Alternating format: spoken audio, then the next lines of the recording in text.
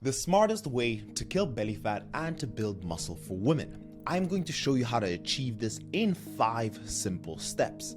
My name is Dr. Michael Diamonds. I'm a medical doctor and I'm a scientist. I graduated majoring in biochemistry and microbiology. So in this video, I'll be explaining to you the physiology behind the things that are going in the woman's body on a week-to-week basis, but also the chemical reactions that are happening so that you can apply these 5 simple steps and manipulate the variables so you can finally get rid of that belly fat and to build muscle. Now, I am also a professional natural bodybuilder, and our main concern when we're bodybuilding is to being able to lose as much fat as you can and to build the most amount of muscle. Now, as a male, I've done this myself and with hundreds of clients, but I have also helped a lot of my ladies over the last decade. And everything I'm going to share with you is a culmination of the decade of my own experience and the research and all the mistakes you can imagine I have made in the past. Each and every single year, as you guys can see, I improved on my process, adding on to the new research that has come onto the scene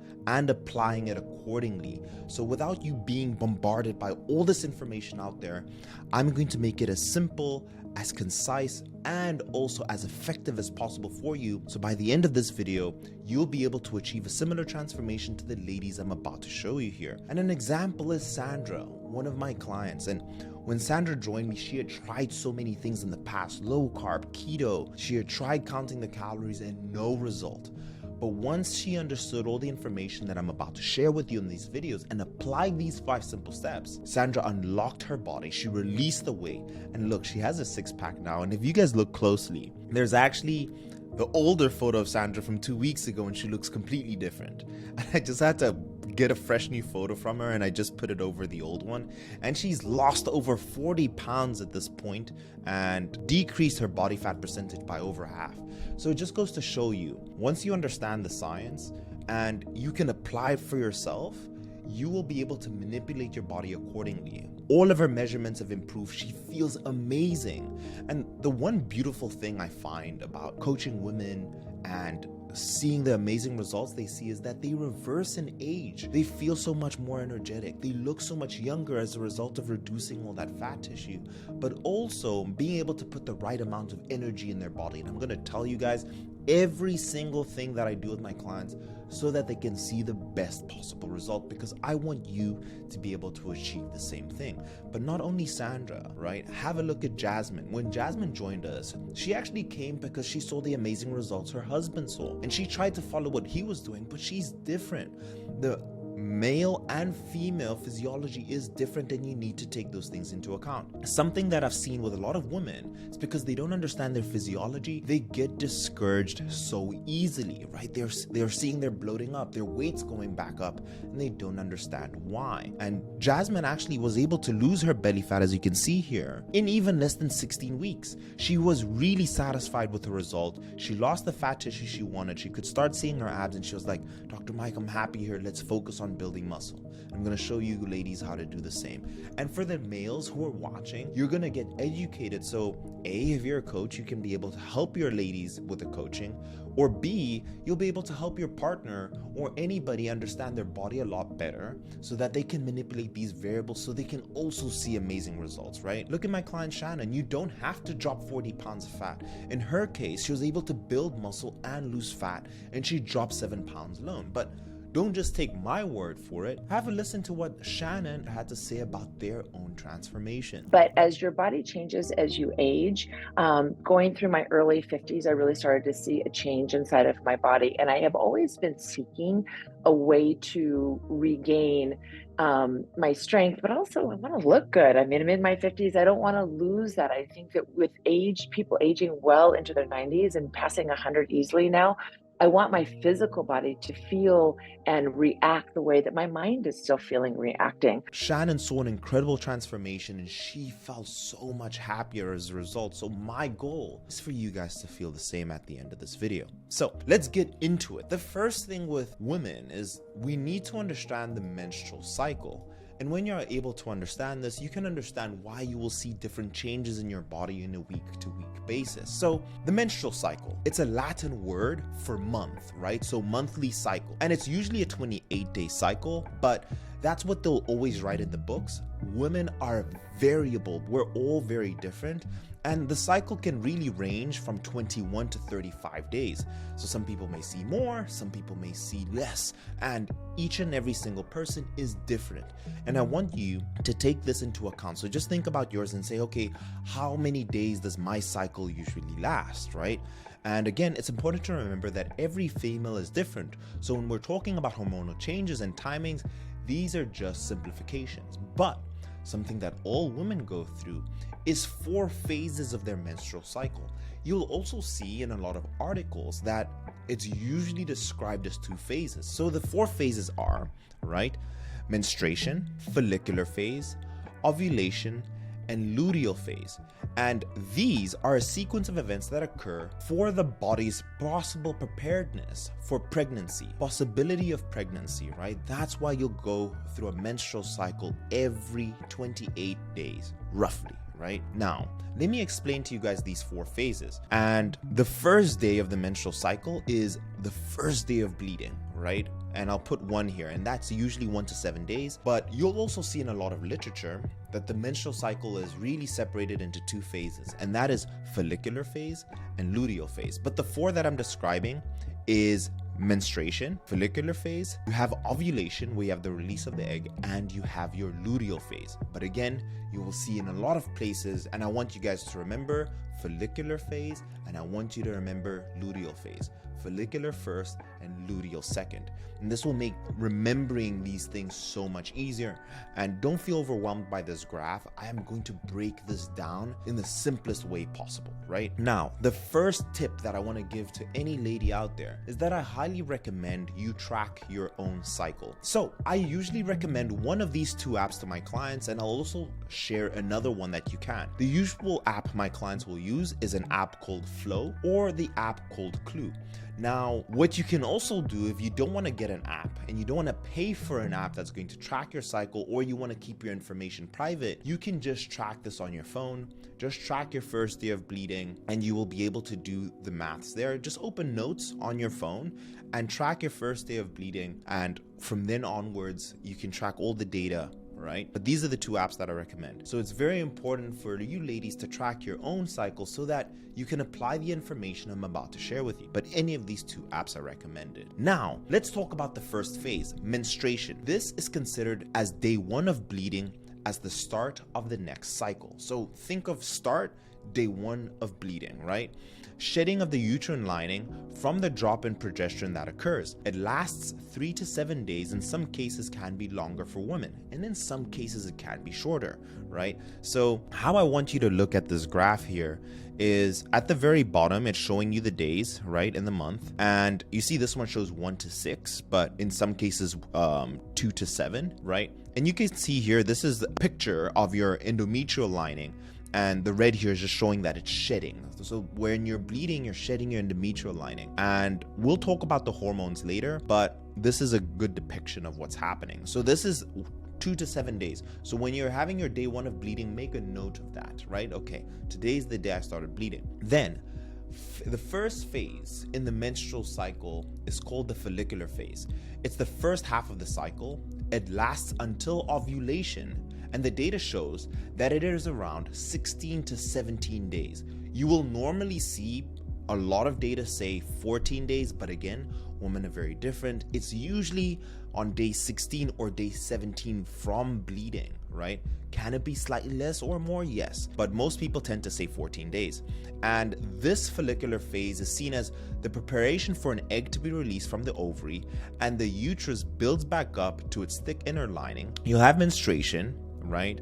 And in your follicular phase, this is where we start building back up the endometrial lining, right? Luteal phase, which is the second half, right, officially starts when you ovulate, right? So when the egg is released, people usually say on day 14, right, to make this very easy. And it lasts about 12 to 14 days. The endometrium completes thickening. So as you guys can see, the endometrial lining completes its thickening through the second phase. If no fertilization takes place, our body enters the premenstrual phase.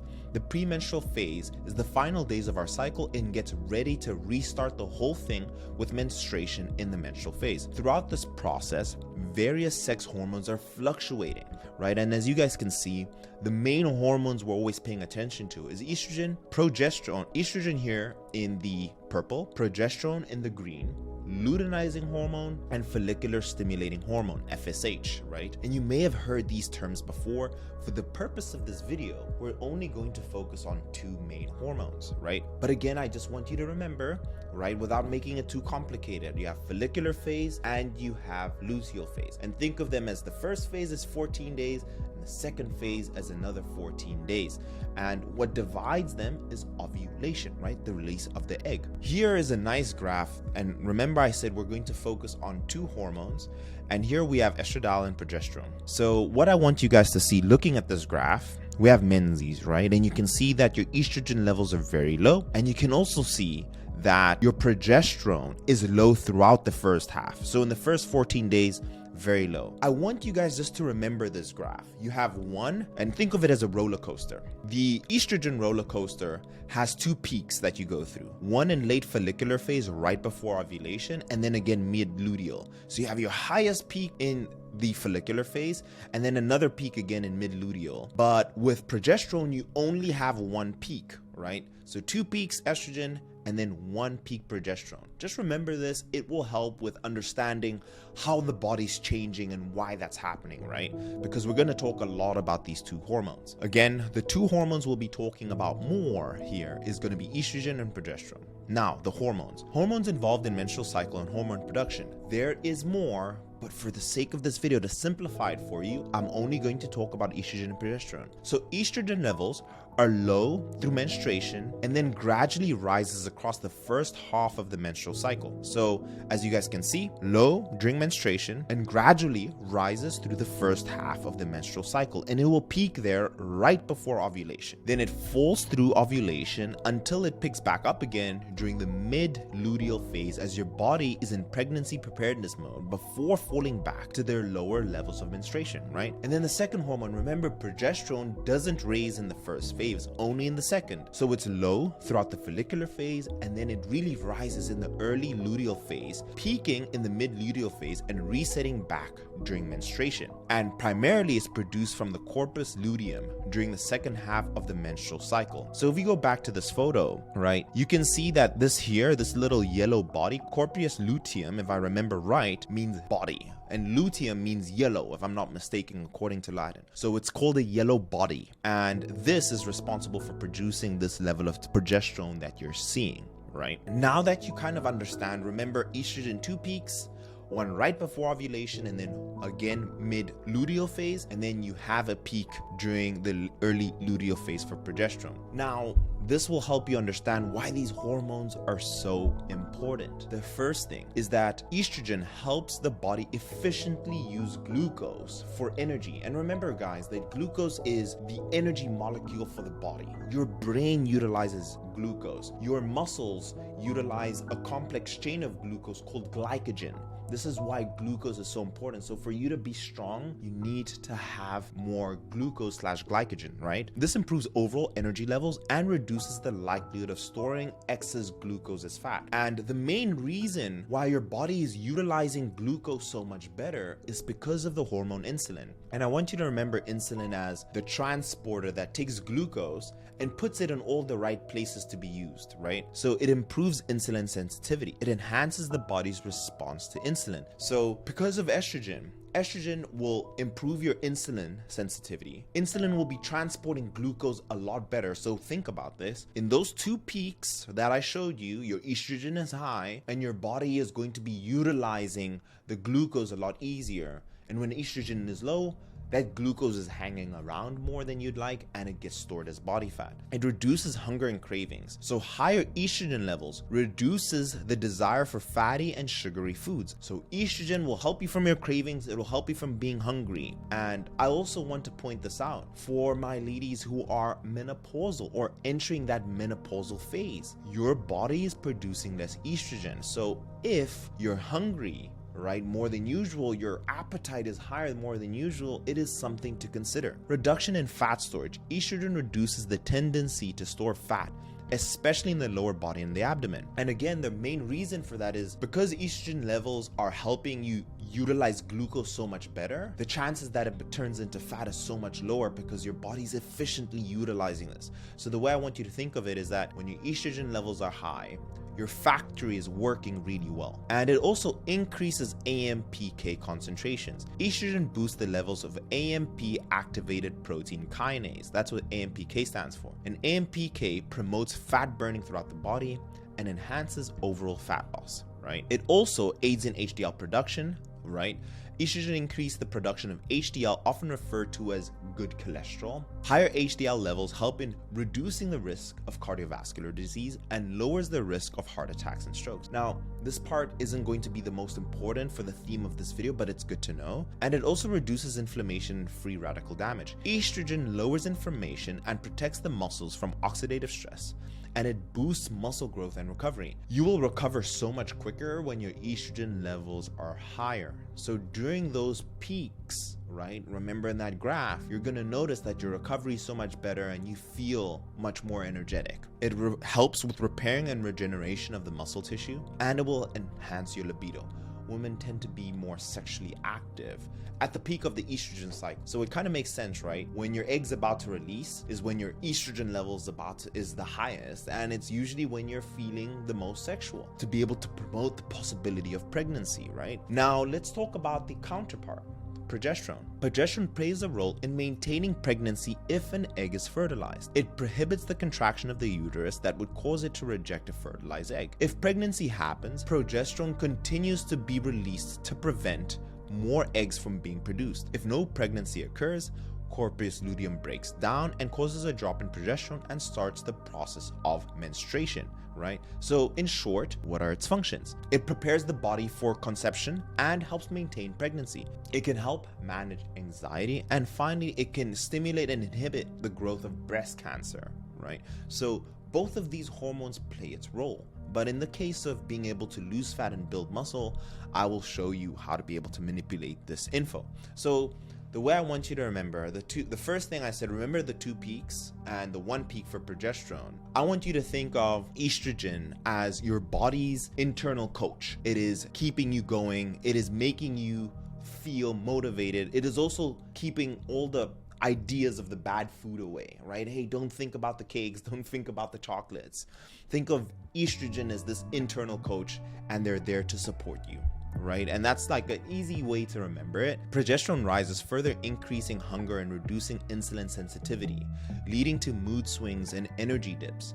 Imagine progesterone as a mischief maker, disrupting your body's balance, right? So when your coach is not there, right, and we know there's a part where estrogen drops, that's usually when you're craving more and it's harder to go to the gym and you're feeling the symptoms of low estrogen. And we'll talk about it more, but I want you to remember that.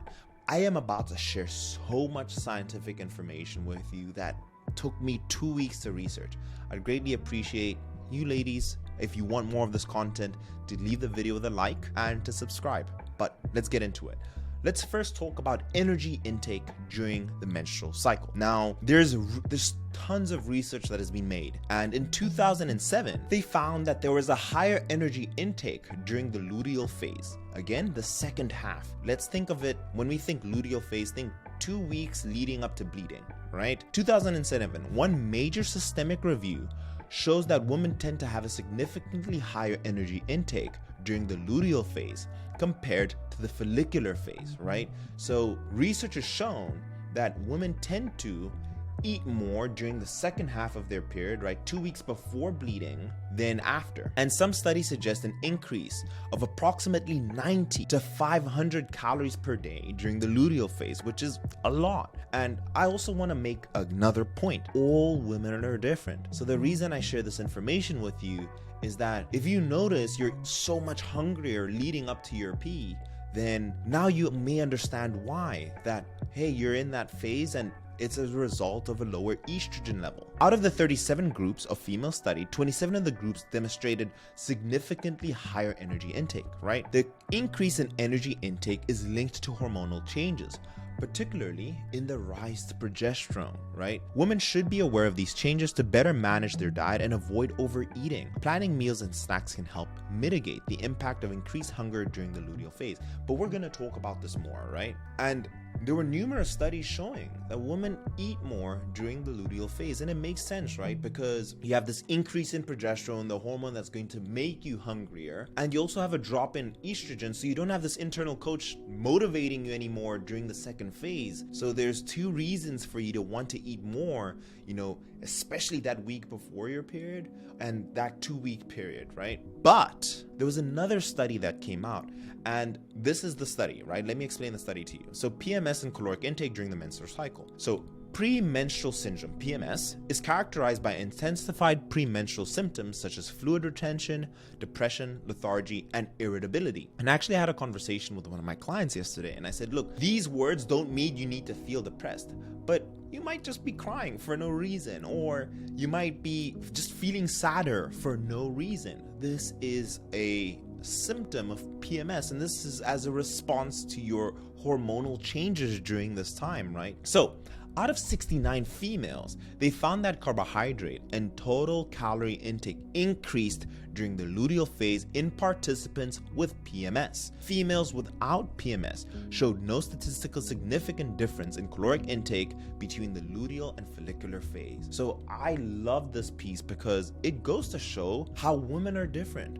The women who feel more of those symptoms tend to have a desire to eat more, but the women who don't have as aggressive PMS symptoms and they feel fine. So you shouldn't take away from this and say, hey, I need to now just, eat whatever I want. So it really depends, and this information should allow you to evaluate, where do you fall? Are you a female who experiences PMS symptoms and it also correlates with your eating, or you don't feel any difference at all? Personally, my wife, for example, doesn't, but I have so many clients who do. Ladies, let me know, do you experience more cravings that week leading up to your period or no? And I think this will be super interesting. And throughout the video, if there's something that applies to you or doesn't, I think if you share your story in the comment section, it will allow more women to understand their body and just see where they fall. So please do share. And this is the practical application I want you ladies to take away with your diet. We now know follicular phase is going to be the easiest, and then luteal phase will maybe be the toughest. So my recommendation is start the diet in the follicular phase. So the week of your period, start your diet. And the reason is you'll have low appetite, you'll probably feel a little bit more bloated, and you may be having cramps. And usually this will just take away all your appetite and your desire to eat, right? And rather starting in the first 2 weeks will allow you to have a stronger start to your diet versus starting your diet when you're craving and you want to eat and your food focus is so high. It's important to be able to understand, okay, let me start, during the week of my pee, and you'll find it so much easier, right? Also, another tip is, maybe if you want to have a cheat meal, and this maybe not when you start the diet, let's say month 2, month 3, month 4, when you start to have your cheat meals, try and schedule them to have it in your follicular phase. Now that sounds counterintuitive, right? Like, Dr. Mike, why don't I have my cheat days when I'm craving them? Well, again, bigger picture, we want to be in a caloric deficit to lose fat. Why not just have the cheat meals when you're not desiring it so much? So it's the same concept as when I tell clients, don't go and do shopping for groceries when you're hungry, right? Have a meal and then go do the shopping. During the follicular phase is a good time to consider going and having a cheat meal if you so desire. And these are my tips for the luteal phase, is be more meticulous with your meal planning. You'll likely want to overeat, and meal planning can help you stay on track. So during this time, 2 weeks leading up to your pee, you can increase just your concentration on your diet, maybe plan a little bit more. Maybe you can have more healthy foods stocked at your home and not keeping all the stuff that will make the dieting process so much harder for you during the last 2 weeks, and prepare your meals in advance. Finally, another piece of advice is, let's say you're feeling very strong symptoms of wanting to overeat. What I find with a lot of ladies is that they get so discouraged because they're like, I'm so hungry and I can't stick to a diet. But that's not the case. It's just because of the time of the month that is for you. So why not just have a diet break? So be in a deficit for 3 weeks, right? And then the week leading to your P, increase your calories, right? And eat at maintenance. So let's say your deficit's 1500. For the week leading up to your P, eat at 2000, and then repeat the cycle. And you'll find your journey to be a lot more manageable because now you understand your body. And I do this with some of my clients. And again, that's why having a coach that you can have calls with is important, because you can have a conversation about this and make adjustments accordingly. So these are my tips for you ladies. And same thing happened with Jasmine. This is what we had to pay attention to. And with all of my clients, it's so important to understand these hunger cues that they may be feeling. It's normal for a nutritionist not to take this into account, or your personal trainer. And this is where we step in at Sculpt by Science. Our objective at Sculpt by Science as medical doctors is to be able to help individuals who have lost that confidence in their ability to lose weight. They've tried so many things. They're suffering from brain fog. You're suffering from low energy. And because your body isn't the way you'd like it to be, it's a shot at your confidence. You start thinking, hey, is my body broken? As a result, you can also have low energy, right? You have all this weight on your body. You're not performing the tasks to the best of your ability. You're also not eating. You could be dealing with low energy and you're feeling self-conscious. You have low sex drive and it's just impacting your life. And if you're the person who's tired of feeling suboptimal, and you finally want this to change. So you're also the person who's tried everything. You've tried low carb, you've tried the keto diet, you've tried counting calories, Weight Watchers, you've done the medications, the surgeries, bypasses, and nothing has worked for you yet. This is when you're a great fit for us. I always consider us at Sculpt by Science, in case of emergency, break glass. We're a team of medical professionals. It is myself, Dr. Zeno, Coach Max, and we've just brought on 2 board-certified doctors, Dr. Lou and Dr. Payan. And we are the team that people work with when they want a guaranteed result to be able to correct all the things. Weight loss and looking amazing is a byproduct, but working with us is being able to double your energy, being able to have that confidence in yourself and understanding your body. And if you want that, then do listen up. Before I continue, because I want to save your time and I want to save mine, we are a premium product for all the reasons that I've mentioned. So over the last year, these are the people who decided and have chosen to work with us. This is our clientele. You have to be a business owner or you have to be an executive. You're in IT, you're either working at Apple, Microsoft, or any tech company. You're a musician, you're an influencer, or you're a pro athlete and you want to be able to have medical doctors in your corner to help you in terms of getting to the best weight possible, feeling energetic, and doing this for the rest of your life, having a sustainable approach. If you fall in these categories, then I highly recommend that you apply. All of our clients are also 35 years old and above. These are the statistics that we've pulled over the last year, and we have a 99% success rate because we are very good at picking the people that we can help, right? And I say this because I want to save your time and I want to save mine. So if you fall in these categories, you're more than welcome to apply. You shouldn't apply if you don't fall within any of those categories. I want to save your time and mine. You'll be speaking to myself or one of my team members, which includes Dr. Zeno, Coach Max, or my wife. And we are a very small team, so I want to save your time and ours. So if you don't fall in any of those categories, do not apply. If you're only looking for accountability, don't apply. If you're looking for accountability with everything else, where you finally want to solve this issue and you want to be able to solve it right now, please do apply. If you want to solve this issue and the issues you're dealing with in a week or so, apply then. But don't apply now, because you'd be taking that spot away from someone who's ready to get started right now and wants to change their life. And also, if you've never tried anything before, try the things that I'm mentioning in my videos. Watch the videos that I have to share with you and put those into place. That usually tells me when I'm speaking to someone, hey, have they even taken the free advice that I've given them? Why not go to step 1 and step 2 versus going to step 5? So if you've tried all the free stuff first, or you've invested in apps before, and finally, if you've never invested in yourself, then I highly recommend invest in getting the cookbooks, invest in getting the apps to track your macros first. Try those things first, because it's likely that it will give you the result you need. And if those didn't work, then do apply. And if that is you, you can go to the description in this video, click on this link. It'll be a short application and you'll be able to book a call with either myself, my wife who's the Chief Operating Officer, Dr. Zeno, or Coach Max, and they'll be able to diagnose your health, and we'll take you through what we call the DNA sequence. It is a program I have designed over the last decade, taking into account all my medical research, all my scientific research, and my experience with the thousands of clients I've coached. The DNA sequence stands for diagnosis, nucleus, and application. When my clients go through this, they're guaranteed a result, and we'll tell you about the guarantee on the call. But let's move on into the next. Number 2 is cravings. What are the potential cravings that we can be dealing with, right? So there's a research paper released, right, titled Changes in Micronutrient Food Group Intakes Throughout the Menstrual Cycle in Healthy Premenopausal Women, right? So it involved 259 healthy, regular menstruating women aged 18 to 44. And the participants were followed up for 2 menstrual cycles. And their dietary intake was measured for 24 hours, right? And what they found was that intake of protein was the highest in the mid-luteal phase.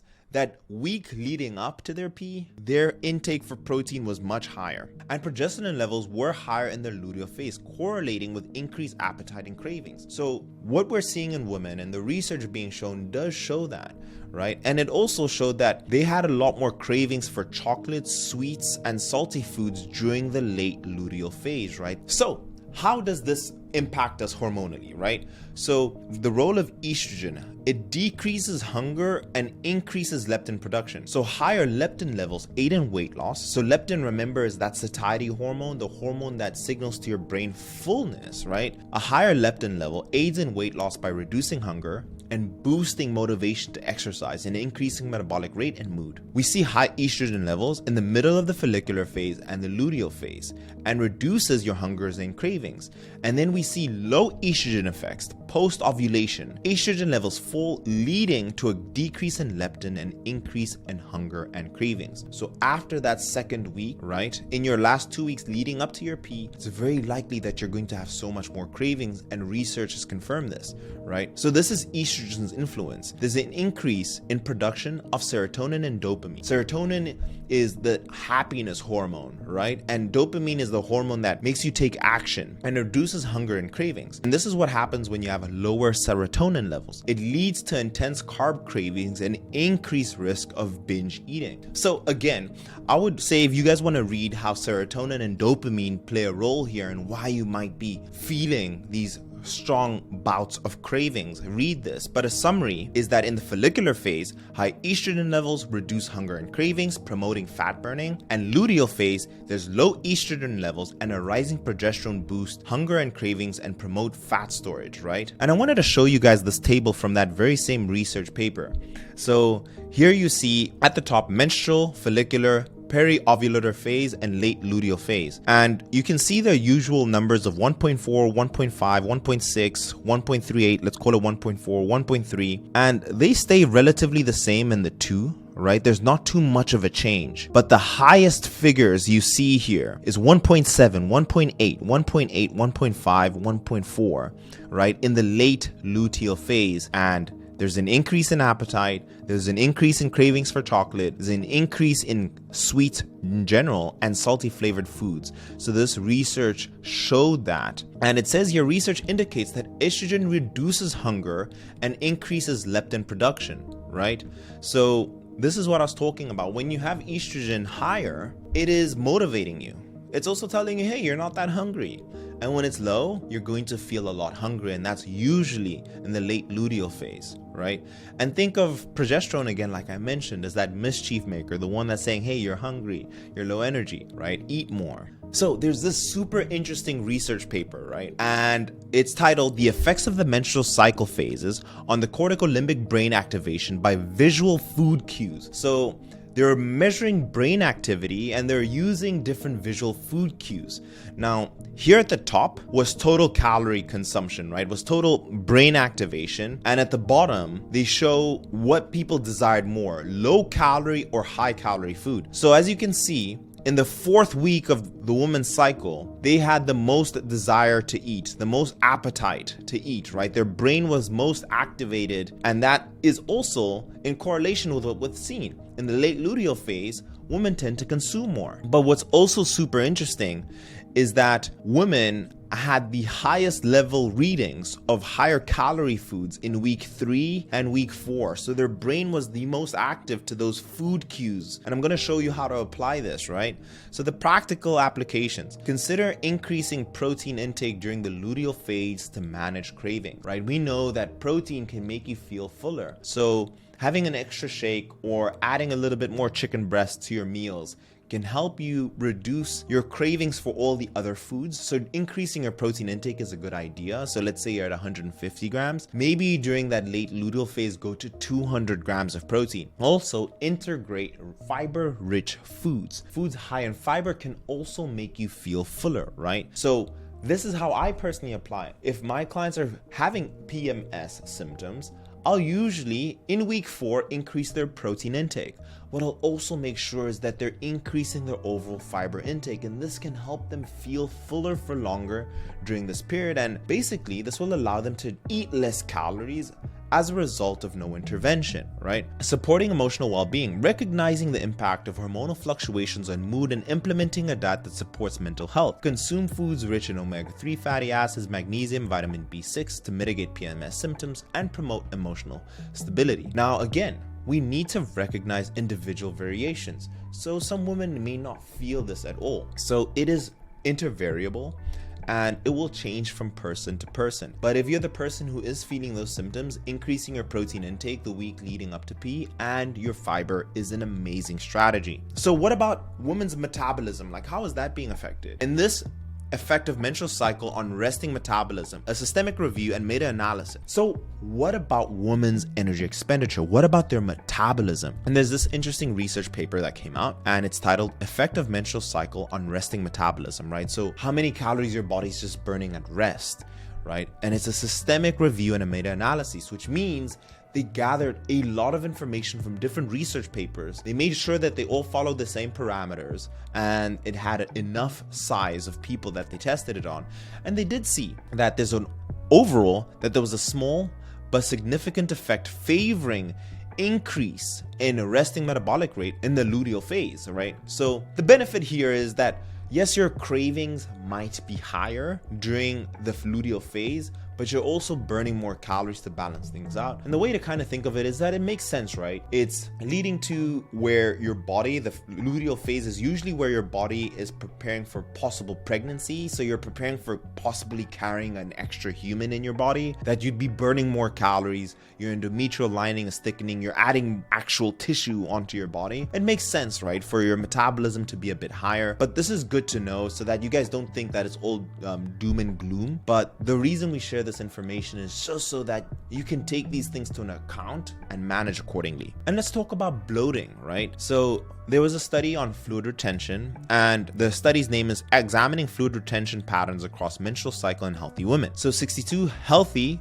premenopausal women, 20 to 42, with 675 menstrual cycles analyzed, right? Fluid retention peaks on the first day of menstruation. So the first day of bleeding is when the fluid retention will be the highest. So that week of your period and you don't see your weight is shifting, it's very likely because you're retaining a lot more fluid during that time. So this is another thing why it's important to note. A lot of ladies actually discourage themselves from being on a diet. A week will pass and it may be the week leading up to their P and they didn't see any weight change after dieting so hard, and then they're harsh on themselves, they discourage themselves and don't follow the plan and quit sooner. But it's because they didn't know that, hey, bloating and water retention is very likely leading up to your P, right? Lowest fluid retention occurs during the mid-follicular phase. So this is another reason why I highly recommend actually doing the diet the first week or within the week of your P, because you'll also have water weight come off as a result, and you'll have a clear indication of what your real weight is.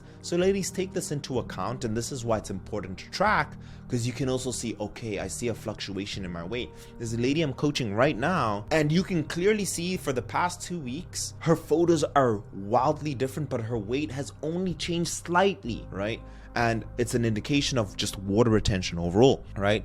And again, it gradually increases in fluid retention around ovulation. Runners had higher fluid retention scores compared to normally active women. So it showed that runners had higher fluid retention compared to normally active women. So women who are running, who are causing a lot of impact, tend to have a lot more inflammation. More inflammation means more water retention. So if you're a week before your pee and also you're a runner or you're someone who does a high impact sport, having higher than normal fluid retention is very normal, right? Conclusion: fluid retention peaks at menstruation onset, right? So the first day of bleeding, and is influenced by menstrual cycle phases rather than the ovulatory status or hormone levels. And I also want to say this, ladies. Look, this research has 62 women. The population of women is so big. Everybody's so different. So the downside to this study is that there's not enough women. If they had a bigger size, I would maybe take this more into account. How much water you retain is different from woman to woman. And this is the graph showing actually the day leading up to bleeding is when women had the highest retention score. So day 0, the day of bleeding, is when they had the highest score, right? So you see here on the x-axis day of flow, and they measured what score they're giving for fluid retention. Why do I bloat? I wanted to put this in there. Bloating before/during a period is likely due to changes in your progesterone and your estrogen levels, right? A 2008 study suggests that such changes causes your body to retain more water and sodium. I think that's very important for you guys to take note. So don't be discouraged. You're dieting really well as well, and all of a sudden you see your weight spike as well. That's another thing that really discourages a lot of women, is that they're in their deficit, they're seeing amazing results, they've dropped 2 pounds, and out of nowhere they see that they're up 2 pounds again. But it just could be that time of the month as well, so take that into consideration. And that brings us to training and menstrual cycle, right? So how do we take this into account? So there's this research study by Friesen and colleagues, and it shows the effects of power, strength, and lean body mass of menstrual / oral contraceptive cycle based on resistance training, right? This is a 2007 study, investigated the impact of the menstrual cycle and oral contraceptive cycles on high frequency periodized leg resistance training in trained women. So there are 2 groups, 3 groups in total. So they trained legs 5 times a week for the first or the last 2 weeks of each cycle for 4 months, right? And these are the key findings. Group 1, training during the first 2 weeks, right? So the first 2 weeks after bleeding saw a significant increase in squat, counter movement jump, peak hamstring torque, and lean body mass. And group 2, training during the last 2 weeks, did not see these improvements at all. So they didn't see any improvements at all. The control group saw improvements in squat, counter movement jump, and left hamstring peak torque. No significant difference between women with or without oral contraceptives. But the bigger takeaway is that women are very different, and you just need to identify if you have more so stronger effects in menstruation, right? And these PMS syndromes that you may be feeling. If you do, then maybe having your training built around your cycle is advantageous. But if you don't, then you can just stay consistent with your diet from week 1 to 4, and the same with your training. But if you do experience more severe menstrual cycle symptoms, then building a plan around your menstrual cycle is ideal. So let's talk about how we could apply this, right? So high frequency leg resistance training in the first 2 weeks of the menstrual cycle is more effective for optimizing strength and lean body mass gains than training in the last 2 weeks, right? So a more recent study titled Variations in Strength-Related Measures During the Menstrual Cycle in Eumenorrheic Women, a systemic review and meta-analyses. So they took a lot of studies together and they used statistical analytical data, right? And this is a more recent study. So I'm going to read the conclusion because it just is said very well. Strength-related characteristics appear to remain invariable between menstrual cycle phases. So this systemic analysis, which took a lot of different studies, said that there's no difference despite fluctuations in concentrations of circulating levels of estrogen and progesterone. So this study actually says, no, we didn't see any difference with women with normal levels of estrogen and progesterone according to the cycle. Consequently, many of the studies in this area are limited by small sample sizes, and remember I was mentioning that earlier, and methodological issues. Therefore, future experiments should endeavor to address these shortcomings. So a few things that I wanted to talk about that this systemic analysis brought on, but there's another study that I thought was really good that explained this. So why is it that this one study is saying that there's no difference between women and others do, right? And I think this study really puts the nail in the coffin and explains it. So let's read the conclusion of this study, and it says it really well. The current study indicates that at rest, depression and hostility were higher in the luteal phase, followed by lower vigor, affect, and motivation. Finally, we conclude that the psychological responses during exercise were worse in the luteal phase without changes in physiological measures when compared to follicular phase in eumenorrheic women. So what the study showed really well is that, yes, women can have psychological changes, right, leading up to their P in the luteal phase. And because of how they're feeling, let's say you're bloating, you're cramping, it hurts, you're just not feeling amazing, that can affect your performance. And that makes sense, right? So women's performance really has to do with how their body responds as a result of their menstrual cycle. So some women who may experience more severe PMS symptoms did see and do see an effect on how they're able to train. And I had this conversation yesterday with a client, and she was like, Mike, I thought I felt amazing. I went to the gym and I just didn't feel strong. And that's as a result that your estrogen that gives you energy and strength is lower. So that makes sense. So if you do feel symptoms of more so premenstrual symptoms, then it's likely that your performance won't be so great because psychologically you're not feeling amazing. Conversely, if you don't, it's much easier to have a consistent training routine throughout. So this is actually something they say. Our findings also demonstrate that exercise at moderate intensity promotes more positive responses compared to a high intensity. So if you're experiencing symptoms where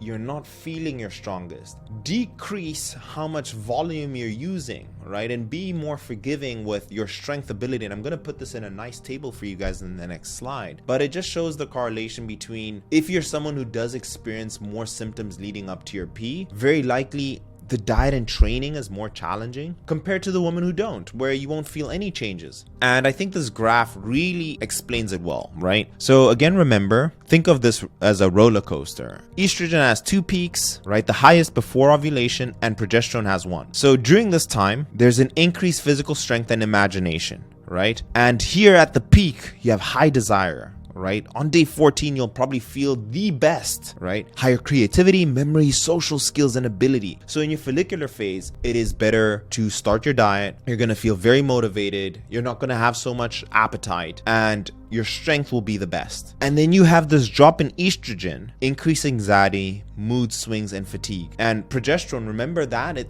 also increases your hunger and cravings and appetite. This buddying increases as well, making things a bit more challenging for you, so it can be explained. And this is how I want you to practically take this, right? Intense workout for the first 3 weeks, increase your weights and reps, do more hard sets in the first 2 weeks, and then the last week, easier workout. Simple, right? And I'm gonna go over this here. Reduce sets, drop to 2 sets per exercise for recovery. So the week of your P, you're gonna feel your strongest, so go for a heavy strength-based training, and I'll build a program this way in the 6 to 8 rep range for 4 sets, right? We'll go for hypertrophy in week 2. You're still feeling strong. This is probably when you want to be able to build the most amount of muscle, so you want to go all out. And week 3, try and maintain your numbers, and then you can deload in week 6 to 8, right? So you can decrease the rep range and the number of sets, and just so that you stay active. So takeaway, start a diet, start a training routine the week of your P, and you're going to feel amazing during that week. 2 weeks leading to getting your P again, you're going to start feeling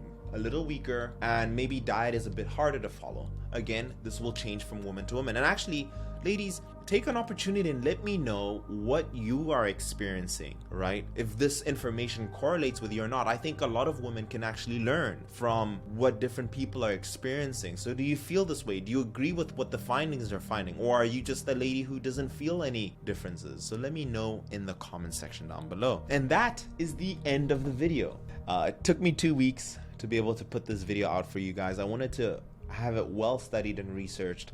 I didn't just want to give you information and say, hey, cheat meals during the 2 weeks leading to your P, and then after that follow a diet again. I wanted to see what the research says. Let me know what your experience is with your own training and diet during your menstrual cycle. I'm considering doing one for women who are experiencing menopausal symptoms and how this affects them, because now when you're going through menopause, your estrogen levels are much lower. Let me know in the comment section down below, and leave a like if you guys want more of this content. This was actually super awesome to do for me, but I'll leave it there. And if you want to work with myself and my team, you can book through the link in the description.